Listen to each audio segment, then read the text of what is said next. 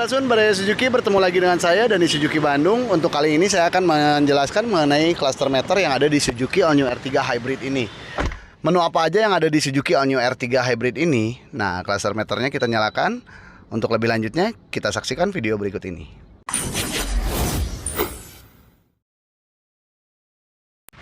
Oke, untuk cluster meter yang ada di Suzuki All New R3 Hybrid ini, modelnya udah cukup atraktif dan sporty. Di sini untuk speedometer dan tachometernya dia modelnya illumination.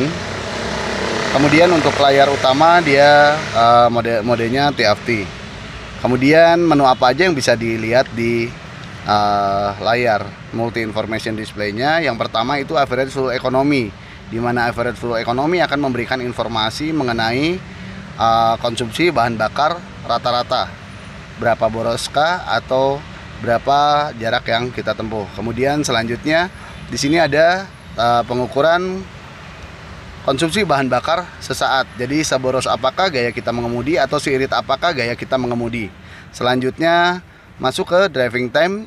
Driving time ini lama kita mengemudi, dan driving time ini bisa kita reset sesuai kebutuhan kita.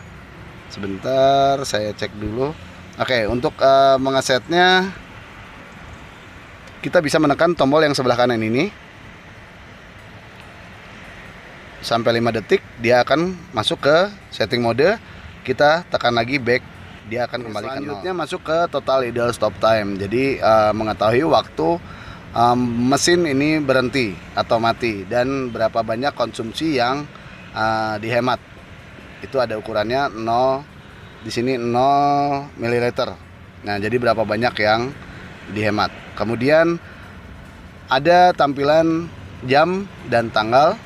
Selanjutnya ada motion position, di mana kita seberapa banyak akselerasi atau deselerasi, kemudian manuver kanan dan kiri, atau kita menghadapi jalan tanjakan atau turunan. Di sini record dari perjalanan kita bisa lihat. Selanjutnya di sini ada indikator untuk torsi, atau saat kita ngegas RPM naik, torsi pun naik. Kemudian power ini akan muncul saat kita jalan, dia lebih aktif untuk geraknya. Kemudian di sini ada indikator akselerasi dan brake. Saat kita naikkan RPM sampai di 2000, dia akan mengeluarkan bar. Semakin tinggi kita ngegas, semakin panjang barnya. Kemudian semakin dalam kita ngerem, semakin panjang bar, dan kita rem sedikit, dia hanya sedikit barnya. Jadi untuk menunjukkan seberapa banyak kita ngegas dan rem. Kemudian di sini ada indikator baterai juga, seberapa banyak baterai yang dimiliki oleh kendaraan ini. Intinya atau utamanya baterai lithium. Jadi ini hanya untuk menampilkan untuk di baterai lithiumnya. Kalau misalnya untuk engine auto start sendiri, dia akan aktif saat baterai posisinya di 3 bar. Kalau misalnya di 2 bar ini belum aktif, dengan syarat juga yang lainnya adalah safety belt dipakai dan kunci tertutup atau terkunci, atau pintu terkunci. Oke, selanjutnya di sini habis untuk menu yang utama, kita masuk ke setting modenya. Untuk setting mode kita masuk ke, atau kita tekan tombol yang ada di sebelah kanan ini 5 detik, dia akan masuk ke setting mode seperti mereset yang tadi ya. Kalau misalnya tadi masuknya ke reset untuk driving time. Nah, untuk masuk ke setting mode juga sama. Caranya seperti itu. Setting modenya yang pertama itu ada distance unit. Distance unit ini dia memberikan informasi satuan kilometer atau mil yang kita akan pergunakan di speedometer atau di odometer. Kemudian di sini full economy, dia satuan untuk mengetahui tadi di average full economy. Dia ada satuannya kilometer per liter, kemudian liter per 100 km, dan MPG. Kita kembali lagi. Language adalah bahasa yang bisa digunakan di multi information display. Ada bahasa Inggris, Prancis, kemudian Spanyol, Jerman, Italia, kemudian Rusia dan Turki. Kemudian di sini full reset kita bisa mereset ukuran tadi setelah kita isi bahan bakar atau setelah kita servis. Biasanya di trip A itu ukurannya untuk servis. Kemudian dengan mode manual juga. Kemudian untuk temperatur satuannya bisa Celsius dan Fahrenheit. Kemudian set sensor di sini normal mode dan trailer mode.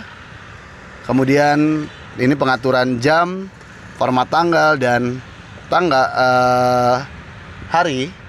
Kemudian selanjutnya ada door lock. Settingan door lock ini kita masuk ke door unlock itu ada settingan untuk remote. Saat kita tekan satu kali dia hanya membuka driver door, atau juga settingan kita dengan menekan satu kali itu akan membuka semua pintu. Jadi yang lebih kita sarankan di driver door untuk menghindari pintu terbuka semua saat kita tekan satu pintu. Kita buka satu pintu. Oke, kita kembali. Di sini ada outset buzzer di mana bunyi beep itu akan aktif atau tidak. Kita mau setting di aktif atau tidak. Selanjutnya kita ke menu light. Light ini settingan untuk turn signal, di mana lane change itu saat kita menekan satu kali, tuas yang ada di sebelah kanan dia akan berkedip 3 kali. Apabila dipasang di off, dia tidak akan berkedip 3 kali. Oke, kita ke menu selanjutnya.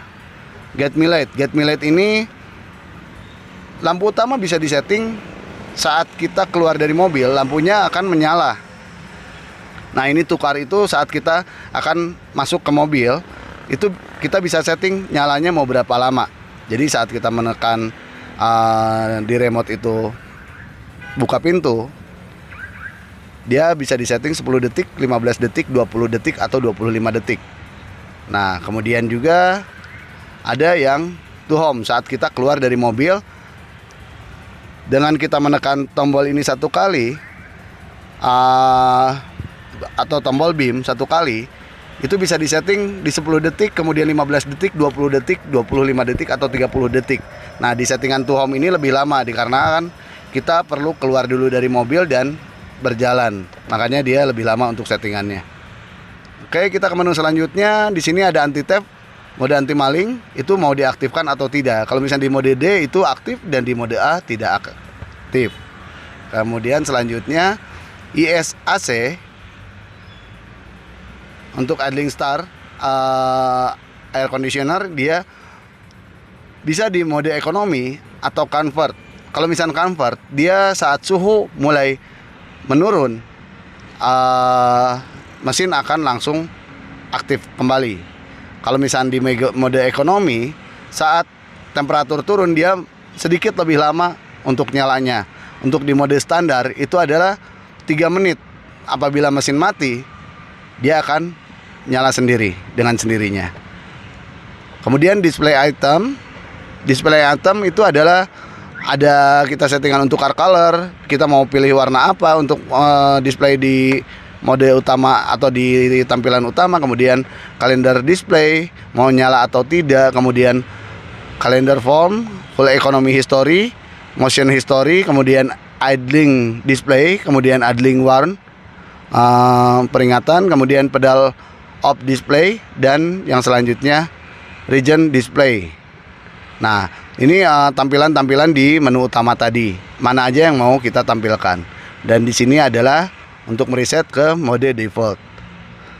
Oke, Badai Suzuki, mungkin segitu informasi yang saya bisa sampaikan.